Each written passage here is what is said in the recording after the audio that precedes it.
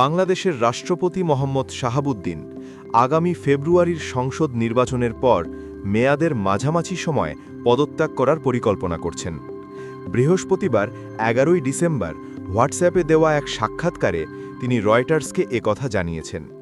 তিনি বলেছেন, নোবেল বিজয়ী মোহাম্মদ ইউনূসের নেতৃত্বাধীন অন্তর্বর্তীকালীন সরকারে তিনি অপমানিত বোধ করছেন।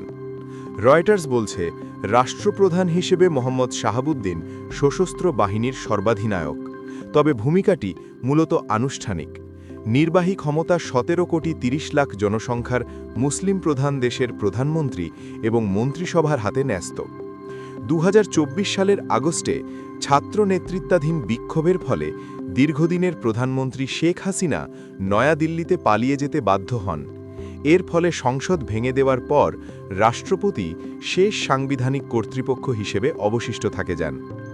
75 বছর বয়সী শাহাবুদ্দিন 2023 সালে হাসিনার আওয়ামী লীগ দলের মনোনীত প্রার্থী হিসেবে 5 বছরের জন্য বিনা প্রতিদ্বন্দ্বিতায় নির্বাচিত হয়েছিলেন। তিনি রয়টার্সকে বলেন, আমি চলে যেতে আগ্রহী, আমি বাইরে যেতে আগ্রহী। তিনি আরও বলেন, নির্বাচন না হওয়া পর্যন্ত আমার দায়িত্ব পালন করা উচিত। সাংবিধানিকভাবে রাষ্ট্রপতি পদের কারণে আমি আমার অবস্থান অক্ষুণ্ণ রাখছি।